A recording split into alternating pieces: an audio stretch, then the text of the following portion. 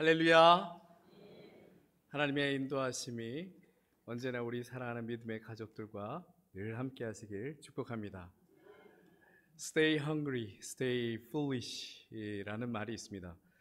이는 애플사 창업주인 스티브 잡스가 2005년 스탠포드 대학 졸업식 축사에서 인용하면서 유명해진 문구인데요. 이 문구는 Transform Your Life라는 책에서 처음 등장한 문구입니다. 스티브 잡스는 그의 축사에서 자신이 지나온 과정에서 겪었던 고난 그리고 시련 등을 이야기하면서 이 문구를 사용하게 되었는데요.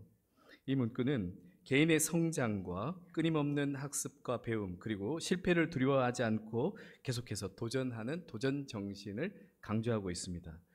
Stay hungry를 직역하면 좀 우습습니다. 배고픔의 상태를 유지하라는 것이겠지만 그러나 여기에서 뜻하는 것은 육체적 배고픔보다는 지적 호기심과 성장에 대한 욕구를 더 강조하는 데 의미가 있습니다.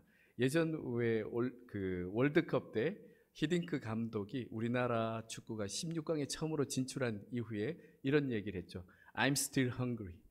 나는 아직 배고프다라고 얘기했는데 이런 것이 아직까지 더 성취하고 도전해야 할 것이 남아있다 이런 의미로 사용하였습니다.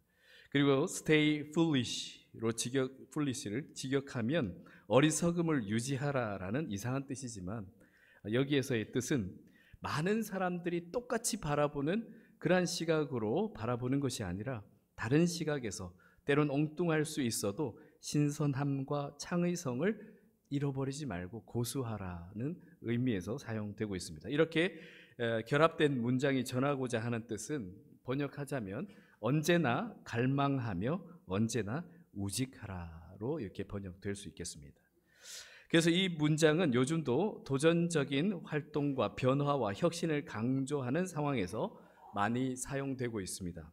그런데 이러한 가치 있는 것 멋지죠? 근데 이 가치 있는 것을 이루기 위해서는 대부분 이렇게 가치 있는 것을 위한 도전과 변화와 혁신을 이루는 과정에서는 끊임없이 배고파야 할 만큼 계속해서 바보스럽다는 소리를 들어야 할 만큼 쉽지 않은 고난과 시련이 반드시 함께 따르게 된다는 것입니다. 그래서 많은 이들이 이러한 길을 가다가 많이들 포기합니다. 하지만 그 길에서 자신을 가슴 뛰게 할 만큼 위대한 가치를 발견하고 품고 이를 위하여 한 걸음씩 포기하지 않고 나아가는 사람, 그 속에서 만나게 되는 고난과 시련을 인내하며 이겨내고 멈추지 않고 계속해서 나아가는 사람은 그 고난 끝에서 그 길 끝에 이르게 되었을 때 아무나 쉽게 누리지 못하는 영광을 누리게 됩니다. 지금도 파리올림픽이 한창입니다. 우리나라 대표팀이 뉴스에 보니 예상했던 성적보다는 좋은 성적으로 선전하고 있다 이렇게 보도하는 것을 들었는데요. 그 중에서도 단연 눈에 띄었던 경기는 양궁이었습니다.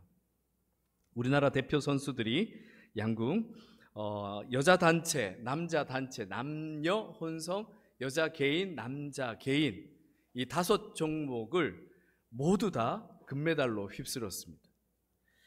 네, 아멘. 그 중에서 이제 한 선수가 제 눈에 띄었는데요. 18세에 태극 마크를 단 이후에 올해 32세가 된 선수가 있습니다. 남자 선수인 김우진 선수라는 선수가 있는데요. 그의 인생에서 올림픽 무대에서는 처음으로 개인전 금메달을 딴 선수입니다. 그래서 이번 올림픽에서 남자 단체, 남녀 혼성까지 이제 같이 출전해서 금메달을 땄기에 3관왕이 되었습니다. 우리나라 양궁은 국내외적으로도 잘 알려져 있지만 국내 대표 선수 선발전이 올림픽 경기보다 더 훨씬 힘들다, 치열하다 하는 것으로 잘 알려져 있습니다. 김우진 선수가 대표 선수로 선발되었다는 것만으로도 그 치열함 속에서 뼈를 깎는 고통을 감수하면서 자신을 계속해서 단련했다는 것을 증명하는 것이고요. 이 선수도 긴 시간 동안 슬럼프도 있었고 부진도 있었습니다. 근데 포기하지 않고 계속해서 인내하면서 도전했기 때문에 오늘에 이르렀습니다. 그의 인터뷰에서 이런 얘기를 합니다. 과정이라는 걸 통해서 결과를 얻는 거잖아요. 그렇기 때문에 과정을 무시하고 결과만 생각하고 간다면 결국에는 텅 빈 게 되는 거예요. 과정을 좀 더 생각하려고 많이 노력하고 있어요. 난 여전히 앞으로 더 나아가고 싶습니다. 은퇴 계획도 없습니다. 그러면서 꽤 오래 기억될 만한 말을 남깁니다. 메달을 땄다고 자만심에 젖어 있으면 안 된다. 해가 뜨면 곧 마른다. 그러니까 자만심에 젖어 있는 것은 해가 뜨고 시간이 지나면 곧 말라버리기 때문에 거기에 멈출 수 없다는 얘기인데요. 이렇게 계속된 도전 정신을 가지고 있는 사람들의 특징은 결과를 뚜렷하게 더 확실하게 볼 뿐만 아니라 결과뿐만 아니라 그 과정도 정말 성숙한 마음으로 잘 임한다는 겁니다. 당연하겠죠? 과정 없이 결과가 있을 수 있겠습니까? 사랑하는 성도 여러분, 시련이나 고통 자체를 좋아하는 사람은 아무도 없습니다. 그러나 아주 값진 것을 발견하고 이를 얻으려고 계속해서 도전하는 사람은 그 과정에서 반드시 거쳐가야 할 수밖에 없는 시련과 고난이 다가올 때 기꺼이 이를 감당합니다. 우리 인생을 다 바쳐 우리는 지금 열심히 경주하고 있습니다. 우리 인생을 다 바쳐도 아깝지 않을 아주 값진 것을 발견하게 될 때 이를 얻기 위해 거치는 그 과정은 정말 그 과정 속에서 만나게 되는 고난과 시련은 말 그대로 과정일 뿐입니다. 그러나 그 과정을 성실하게 감당하게 될 때 참으로 빛되고 영광된 결과를 우리는 맞이할 수 있게 됩니다. 물론 때로 포기하고 싶기도 하고 도망 싶기도 할 때가 있습니다. 그런데 여러분 지혜롭게 잘 생각해 보십시오. 어차피 포기하고 도망간다고 해서 우리가 어디 특별한 데 갈 수 없습니다. 어딘가에서도 다른 형태와 다른 무게의 고난과 시련을 여러분 겪게 될 겁니다. 그렇다면 차라리 원하지 않는 곳에서 고난과 시련을 겪을 바에는 우리가 간절히 원하는 바 값진 것을 위한 길에서 고난과 시련을 감당하는 것이 훨씬 더 값지지 않겠습니까? 사랑하는 성도 여러분, 우리는 이 세상에서 가장 값진 것, 바로 생명의 면류관을 향하여 이를 얻기 위하여 달려가고 있는 거룩한 백성인 성도입니다. 이 땅에서 치루어지는 경기에 임하는 선수들도 그 메달을 따기 위해서 혼신의 힘과 노력을 다합니다. 그리고 그 경기에 지장을 주지 않기 위해서 함부로 말하거나 제멋대로 행동하지 않습니다. 자제하고 절제하면서 경기에 집중하려고 합니다. 실제로 선수 중에서는 품행이 옳지 못하거나 문제가 되면 선수 자격이 박탈되는 경우도 있습니다. 그런데 생명의 면류관을 얻겠다고 하는 성도가 대충 신앙생활을 한다면, 제멋대로 함부로 말하고 행동한다면, 진지하게 이 신앙의 여정에 임하지 않는다면 과연 우리에게 생명의 면류관이 주어지겠습니까? 물론 구원은 우리의 공로로 이루어지는 것은 아닙니다. 오직 하나님의 은혜로 주 예수 그리스도의 그 보혈의 값진 그 값으로 우리는 구원을 받는 것입니다. 그 은혜를 깨닫는다면 훨씬 더 제대로 살아야 되지 않겠습니까? 훨씬 더 깊이 있는 신앙생활을 해야 하지 않겠습니까? 형식적이거나 단순히 종교적이며 자기중심적인 신앙생활을 해서는 안 됩니다. 이것은 이 땅에서도 하나님 앞에 서게 되는 언젠가 그 순간에도 우리 자신에게 아무런 유익을 줄 수가 없습니다. 신앙생활은 제대로 해야 합니다. 값진 가치를 발견한 만큼 그 믿음에 걸맞는 나를 위해 이 모든 은혜를 베풀어 주시는 그 하나님의 사랑과 주 예수 그리스도의 은혜와 성령님의 늘 때마다 시마다 우리를 이끌어 가시고 눈물로 중보기도 하시는 그 중보의 기도에 감격하여서 정말 제대로 된 믿음으로 살아가야 합니다. 그래서 예수님께서 직접 오늘 본문 말씀을 통해서 어떻게 신앙생활을 제대로 할 것인가에 대해 이렇게 말씀하십니다. 좁은 문으로 들어가라. 그런데 문제는 이 좁은 문은 말 그대로 문이 좁고 가는 길이 협착하여서 힘듭니다. 고난과 시련이 충분히 예상되는 힘든 길입니다. 쉽지 않습니다. 그래서 그리로 가는 사람이 많지 않습니다. 그러나 우리가 이 길을 반드시 가야 할 이유가 예수님께서 우리에게 말씀하지 않으셨습니까? 좁은 길로 들어가라. 예수님께서 어디 우리에게 안 좋은 것을 하라 말씀하시겠습니까? 예수 그리스도께서는 자기의 모든 것, 생명조차도 우리를 위하여 내어주신 분입니다. 그런 분이 말씀하실 때는 이 길이 가장 좋은 길 아니겠습니까? 그런데 왜 많은 사람들이 이 좁은 길로, 좁은 문으로 쉽게 들어가지 못하는 것이겠습니까? 이 좁은 문으로 들어갈 때 누리게 될 그 좁은 문 뒤에 있는 정말 빛나고 찬란한 그 영광은 보지 못하고 그 가는 길에 있어서의 험난하고 힘든 고난과 시련만이 자꾸 눈에 보이기 때문에 그렇습니다. 그리고 그와 반대되는 넓은 길에서 누리게 될 좋은 것, 이런 것들이 막 눈에 막 들어옵니다. 사랑하는 성도 여러분, 우리는 좁은 문 너머에 우리를 위하여 준비하고 계신 그 생명의 면류관을 보실 수 있길 바랍니다. 문 너머에 있는 것을 제대로 보지 못하기 때문에 분명히 이 길로 가면 멸망으로 그저 끝날 수밖에 없는 문이라는 것을 알면서도 그리로 문이 크고 길이 넓다는 이유로 많은 사람들이 그리로 갑니다. 근데 열심히 가봐야 그 문을 열었을 때 우리를 맞이할 것은 멸망밖에 없습니다. 사랑하는 성도 여러분, 성도는 문 뒤에 있는 것까지 볼 줄 알아야 하는데요, 어떻게 보겠습니까? 우리는 충분히 볼 수 있습니다. 우리가 좁은 길로 가는 것은 그 문을 통과했을 때 부활의 영광이 거기에 있기 때문입니다. 우리가 이것을 어떻게 알겠습니까? 이를 위하여 예수 그리스도께서 그 문 뒤에 있는 세계를 직접 말씀해 주시고자 이 땅에 오셨습니다. 그리고 좁은 길로 걸으셨습니다. 그리고 그 문을 통과해서 부활의 영광까지 우리에게 증거하여 보여주셨습니다. 그런데 예수 그리스도를 제대로 믿지 못할 때는 예수 그리스도께서 걸어가신 그 길을 끝까지 따라가지를 못합니다. 그저 그 눈앞에 보이는 그 길만이 자꾸 길이 협착하고 문이 좁다 보니 내 뜻에 자꾸 충돌하니 돌아서지 뭐, 이렇게 돌아서 버리는 겁니다. 그래서 신앙생활을 한다고 하면서도 정작 우리가 있어야 할 그 좁은 문으로 들어가는 길이 아닌, 말과 생각은 그런데 몸은 넓은 길로 그저 가 있습니다.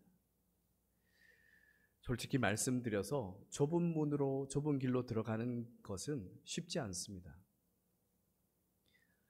때로는 속상함과 억울함을 당할 때도 있을 겁니다. 손해를 보기도 합니다. 왜 저 사람 저렇게 하지? 막 속상합니다. 저걸 받아들이고 또 오히려 보듬어 줘야 할 때도 많습니다. 그러나 예수님께서 말씀하셨듯이 우리는 예수 그리스도의 말씀대로 따라서 좁은 길, 좁은 문으로 가야 합니다. 우리가 굳이 좁은 문으로 향하여 나아가는 것은 우리에게 하나님께서 더 큰 상을 주시고자 하심이기 때문입니다. 그런데 머리로는 그렇게 생각하면서도 그리로 가지 못하는 사람이 많음을 이 평행 본문인 누가복음 13장 24절에 이렇게 구체적으로 말씀하고 있습니다. 좁은 문으로 들어가기를 힘쓰라. 내가 너희에게 이르노니 들어가기를 구하여도 못하는 자가 많으리라. 좁은 문이 있다는 사실을 모르는 사람들은 아예 들어갈 수가 없겠죠. 그런데 성도님들은 좁은 문이 있다는 것, 그리로 가야 된다는 것은 듣고 이제 알게 됩니다. 그런데 그리로 들어가기를 구하는데 제대로 구하지 못해서 실제로 그 길 가운데 서지 못하게 되는 경우가 많다는 겁니다. 사랑하는 성도 여러분, 생명으로 인도하는 문은 좁습니다. 길도 협착합니다. 그래서 분명 쉽지 않습니다.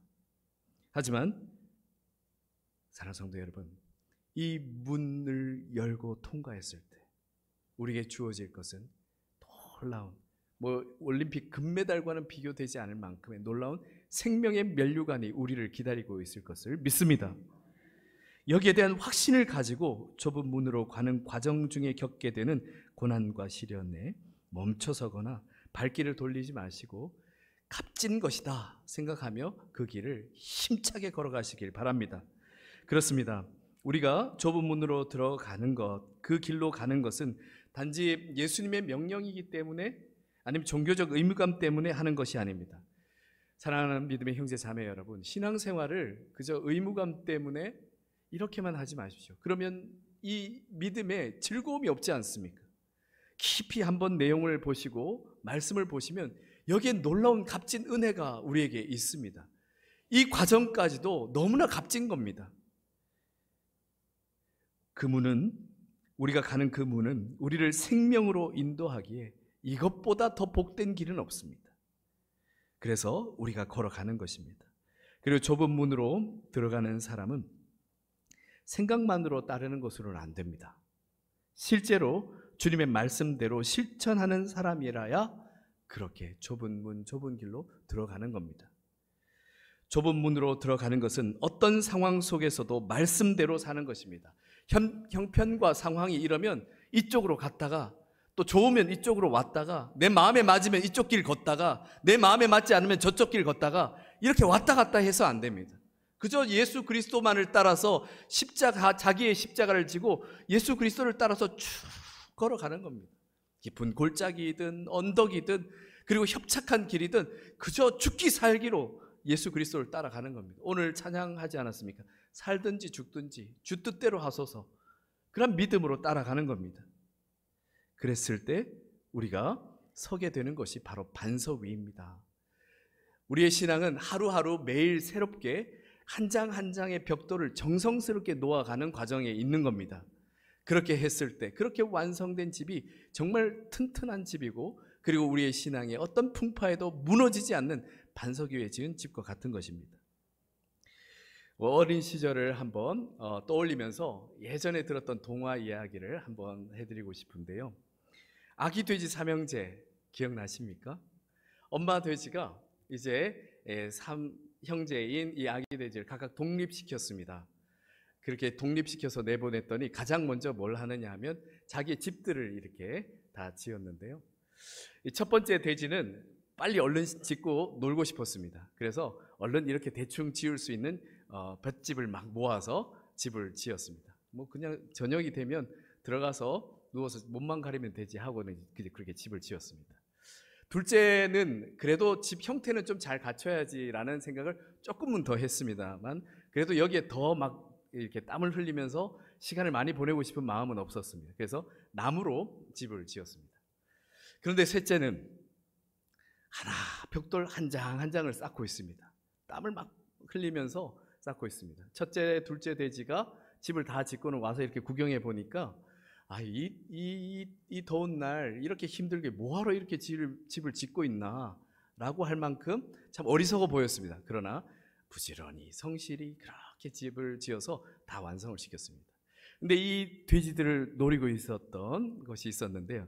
뭐였습니까? 늑대가 이 돼지들을 잡아먹기 위해서 노리고 있었습니다. 그래서 늑대가 나타나자 각각 다 자기 집으로 들어갔는데요. 아시죠? 이제 첫 번째 돼지 집에 이른 늑대가 그저 하고 불어버렸더니 막 집이 다 날아가 버렸습니다. 그래서 첫 번째 돼지가 두 번째 돼지 집으로 도망갑니다. 그 두 돼지가 벌벌 떨면서 문을 닫고 있는데, 이 늑대가 와서는 또 어떻게 했겠습니까? 이번엔 조금 더 세게 불어버렸더니 이 나무집도 다 날아가 버렸습니다. 이 첫 번째, 두 번째 돼지가 어디로 갔겠습니까? 좀 미안하긴 하지만 그래도 세 번째 집에 급하니까 세 번째 집으로 들어가서 피했습니다. 늑대가 뭐 앞에 두 집 다 날려버렸으니 이 집도 뭐 충분히 날리겠다 싶어서 불었습니다. 해도 꿈쩍을 안 하는 겁니다. 몸으로 부딪혀봐도 꿈쩍을 안 합니다. 그래도 이렇게 봤더니 굴뚝이 있는 겁니다. 저리로 들어가야겠다. 그래서 들어갔는데 밑에 세 번째 돼지가 뭘 하고 있었냐? 물을 그냥 팔팔 끓여놓고 밑에 딱 들어가서 엉덩이가 데여서 이 늑대가 늑대 살려라 하고는 이제 도망가고 다시 오지 않았다 하는 이야기의 동화입니다. 여러분 어떻습니까? 동화기는 하지만 우리가 신앙생활을 대충 해서는 우리가 이 예배 이후에 나가서 살아가는 가정과 직장과 생활 환경에서 영적 싸움에서 감당하여 이겨내기는 힘듭니다. 그저 세상의 풍파에 한 번이면 휙 쓰러져 버립니다. 그런데 이 말씀대로 예수 그리스도를 따라서 정말 매일의 삶을 한 장 한 장 벽돌 쌓아가듯이 쌓아갈 때는 우리가 견디고 감당할 수가 있습니다. 사랑하는 성도 여러분, 예수 그리스도의 말씀을 실천함으로 살아가는 것이 바로 반석 위에 집을 짓는 믿음입니다. 우리는 마치 국가대표 선수들처럼 말씀을 자신의 삶의 현장에서 지키기 위해서 치열하게 살아야 합니다. 이 말씀 앞에 정말 이 말씀을 감당하기 위해서 기도하며 또 한 번 도전하고 포기하지 않고 인내하면서 나아가야 하는 겁니다. 그래야만 된다는 말씀이 오늘 말씀과 연결되어서 마태복음에 이렇게 이야기되고 있습니다. 마태복음 7장 21절과 27절로 연결되고 있습니다. 중요한 말씀이니까요. 같이 한번 한 절씩 따라서 읽어봅시다. 나더러 주여 주여 하는 자마다 천국에 들어갈 것이 아니랍니다. 다만 하늘에 계신 내 아버지의 뜻대로 행하는 자라야 들어가리라. 그날에 많은 사람들이 나더러 이르되 주여 주여 우리가 주의 이름으로 선지자 노릇하며 주의 이름으로 귀신을 쫓아내며 주의 이름으로 많은 권능을 행하지 아니하였나이까 하리니 그때에 내가 그들에게 밝히 말하되 내가 너희를 도무지 알지 못하니 불법을 행하는 자들아 내게서 떠나가라 하리라.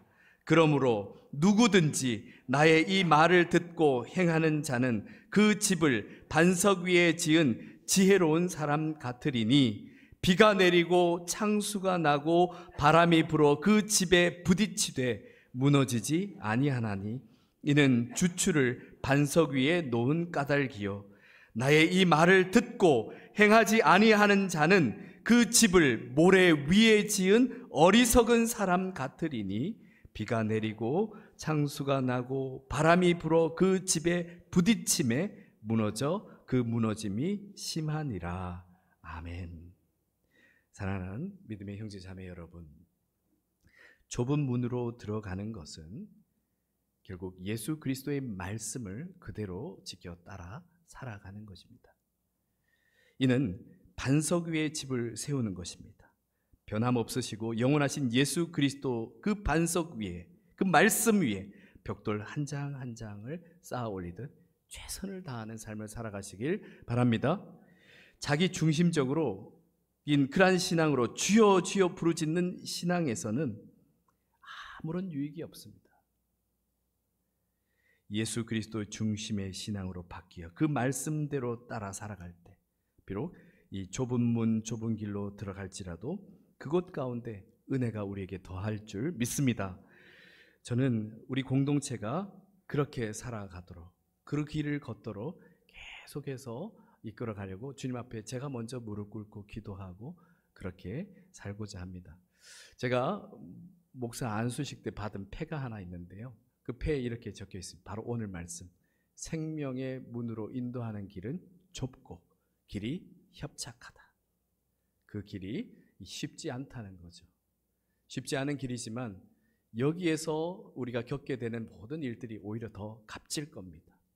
쓸모없는 일에 우리의 인생을 낭비하지 않고 값진 것에 함께 우리의 인생을 투자하면서 신앙의 여정을 함께 걸어가 봅시다. 우리가 좁은 길, 좁은 문에서 정말 제대로 한 걸음 우리가 내디딜 때 거기에 정말 더 큰 은혜를 발견하게 될 겁니다. 바로 그곳에 우리 주님께서 우리와 함께 하시고 먼저 앞서가시며 인도하고 계심을 발견하게 될 것입니다. 예수 그리스도께서 약속하지 않으셨습니까? 내가 너희와 함께 세상 끝날까지 너희와 항상 함께 있으리라 약속하셨습니다.